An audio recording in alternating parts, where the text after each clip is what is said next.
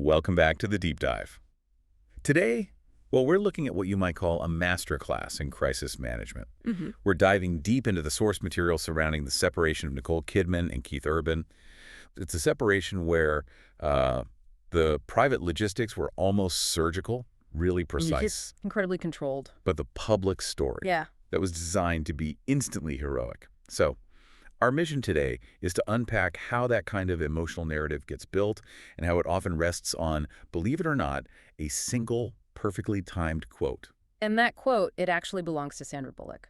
When the news first broke, late September 2025, right? Right. The media, well, they jumped all over something Bullock had said to a journalist just weeks before. She'd mentioned that both her mother and Nicole Kidman's mother raised very independent women. Which is crucial because that comment wasn't about the divorce. Not at all. Yeah. Bullock was actually talking about them getting back together for Practical Magic 2. Yeah. You know, celebrating female collaboration. Exactly. But you know how it is in a celebrity crisis vacuum? Context just evaporates. Oof. In that quote.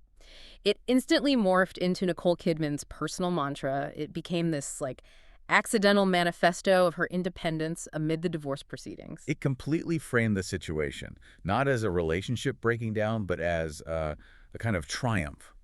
Individual strength. It gave the media a ready-made headline, and not just sympathetic, but empowering, like you said, heroic. Yeah, you couldn't really ask for a better public relations gift, could you?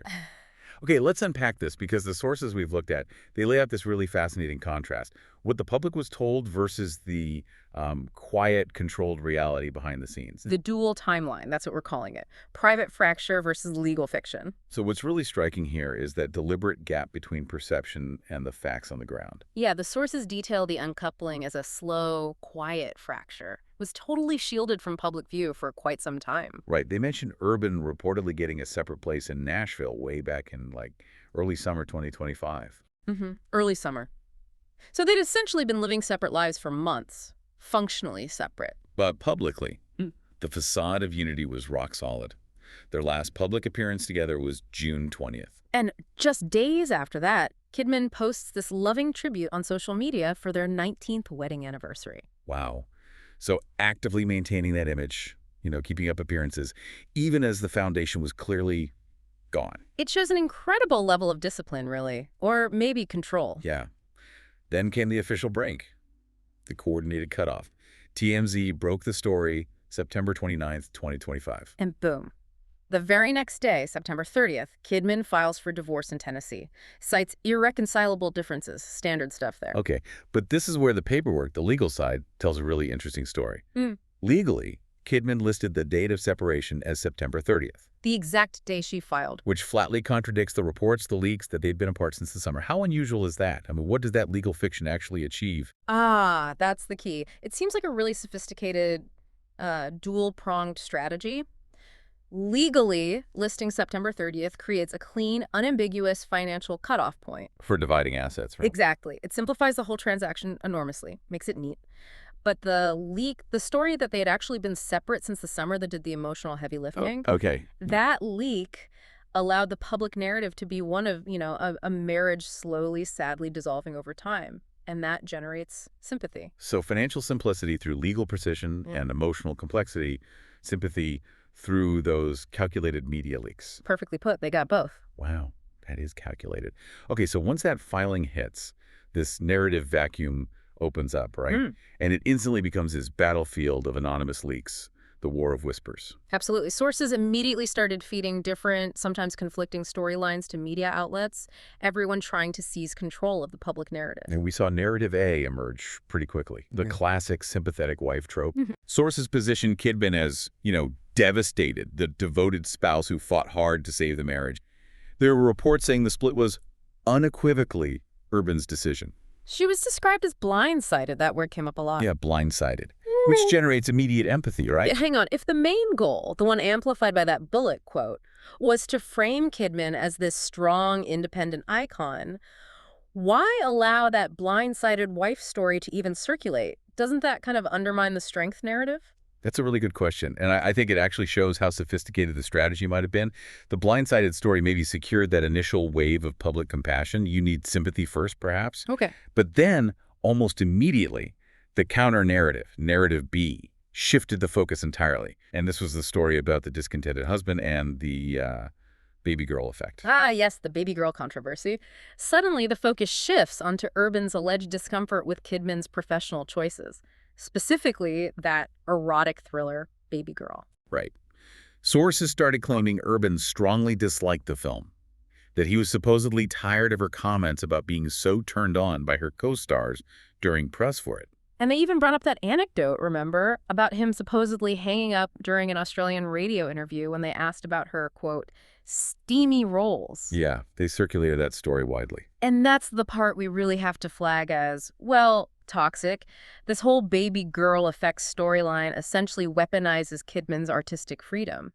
Her expression of female sexuality is turned against her. It's a total double standard. Absolutely. Can you imagine a male star of her stature having his career choices, especially provocative ones, cited as the reason his marriage ended? It just wouldn't happen. No way. It feels like an attempt to justify the split by implying her ambition or her sexuality was the problem, the disruptive force. Exactly. So you've got this messy battlefield of emotional leaks playing out online. Who's the victim? Who's to blame? But then you look at the actual source documents, the legal papers. And you realize none of that emotional drama really mattered. Not to the bottom line, anyway. Precisely. Which brings us neatly to segment 3, the business of parting. Because despite all the noise, this separation is being called like a masterclass in legal precision. One of the cleanest celebrity breakups of all time is the phrase being used. And the single most crucial fact, proving this wasn't some sudden implosion, they reached a comprehensive out-of-court settlement before Kidman even filed the official divorce papers. Which completely blows up that blindsided narrative, doesn't it? Totally. It confirms this was a carefully negotiated process, done quietly, probably over weeks, maybe months. And the financial foresight involved, it's staggering. You're talking a combined net worth close to $500 million, Kidman around $375 million, Urban $114 million. Yet, and this is the kicker, the court filing stated they owned no assets together in their individual names. Zero. Zero joint assets in their names. It sounds less like a marriage ending and more like, I don't know, a corporate demerger. It really does. That level of foresight is astonishing. Every single property, every asset, strategically tucked away in a web of trusts, limited liability companies, and or other entities. That seems to be the reality here. Their partnership, financially at least, was treated like a major corporation from day one. It ensured the split would be purely transactional, efficient. Protected from those messy, drawn-out legal battles you see with other high-profile divorces. Exactly. And that meticulous planning extended to their children, Sunday and Faith. The custody agreement was incredibly specific. Shockingly so. Kidman named the primary residential parent, gets 306 days of custody. Urban granted 59 days. The precision might feel a bit unsettling, but in this kind of high-stakes situation, it's probably necessary. It details everything odd-even year holiday splits. And explicit clauses, right? No child support payments either way. Correct. Neither pays child support, and crucially, neither is allowed to speak ill of the other parent to the children. It's ironclad protection against future public conflict involving the kids. So if we boil this down for you, the listener, the modern high-profile divorce, it really operates on 2 tracks simultaneously. Yeah. Track 1 is the private logistical negotiation. It's cold, complex, basically a business transaction. And track 2 is the public narrative management. That's the curated emotional performance designed purely to control public perception, ensure post-split, bankability, sympathy. And they ran both tracks flawlessly here. Absolutely flawlessly. And once that legal track was completely locked down, Kidman seemed to activate the performance track in high gear.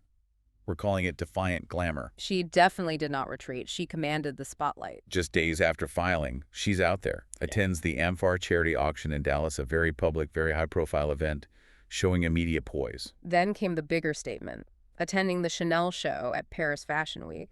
And significantly, she was flanked by her daughters. That image, the steadfast, glamorous mother, was powerful. And you can't ignore the visual cue that always signals transformation. Yeah. She debuted the fierce breakup bangs. Ah, yes, the bangs. A classic move. The November Vogue cover, which landed right in the middle of all the coverage, just solidified the whole message, projecting her as a formidable and independent icon. Meanwhile, Urban was using his own platform, the stage, for some coded communication. Right. He reportedly removed the fighter from his concert set list. That song was strongly associated with their marriage. A symbolic erasure. His fan base noticed immediately, of course. But he complicated it slightly, didn't he? By keeping a photo of Kidman and their children in his concert slideshow background. Yeah, maintaining that subtle line of respect for the family unit. It stopped him from looking, bitter or spiteful. Very carefully managed. Which brings us back full circle, really, to the foundation of this whole public narrative. That internal truth that was actually captured before the storm broke. The August prophecy, let's call it. That late August Vogue interview. It was conducted before the separation news hit, but looking back, it contained the emotional roadmap. She was quite vulnerable in it. Talking about being in her 50s, she mused, "How many times do you have to be taught that you think you know where your life is going, and then it isn't going in that direction?" Which is incredibly poignant, knowing what was coming just weeks later. An admission of genuine vulnerability before she had to put on all that public armor. She also talked about channeling difficulties into her work, relying on her ride-or-die friendships, mentioning Reese Witherspoon. So the Sandra Bullock quote, "It didn't create the strength narrative out of thin air. It just provided this perfect external headline-ready validation for the independence."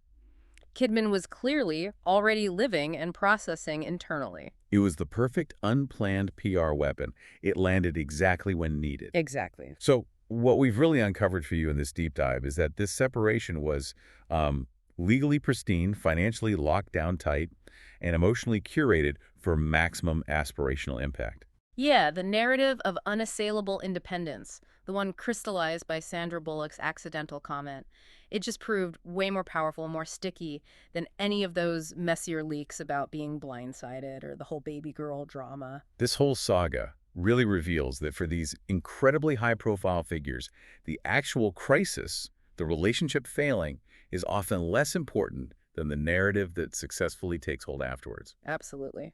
By controlling the story so effectively, they managed to transform what is, at its core, a personal failure, a divorce, into something else entirely. An aspirational model, even, for how to navigate immense personal crisis while living under the microscope of the public eye. It's a pretty powerful lesson, isn't it, about writing your own next chapter, even while the very complex legal details are being hammered out by teams of lawyers with meticulous custody calculators. The narrative wins. Thank you for joining us for this deep dive into the source material.